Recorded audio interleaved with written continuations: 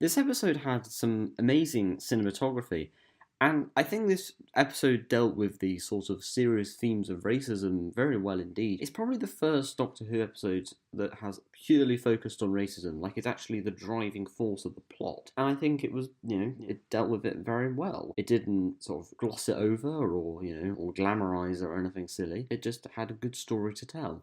In terms of the characterization, I'd have to say Ryan is still the absolute standout character.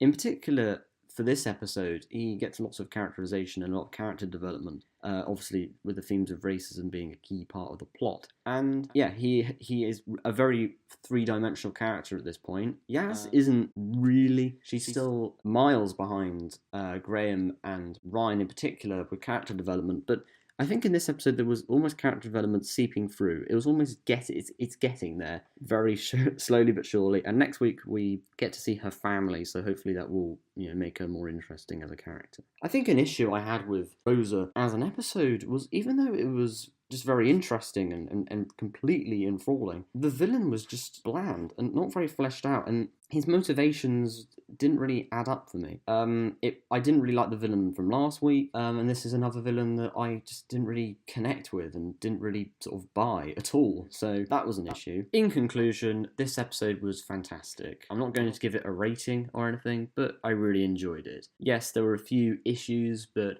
there's no episode that really doesn't have issues, to be honest. Next week, spiders, I think, in Sheffield, so hopefully that's not too generic.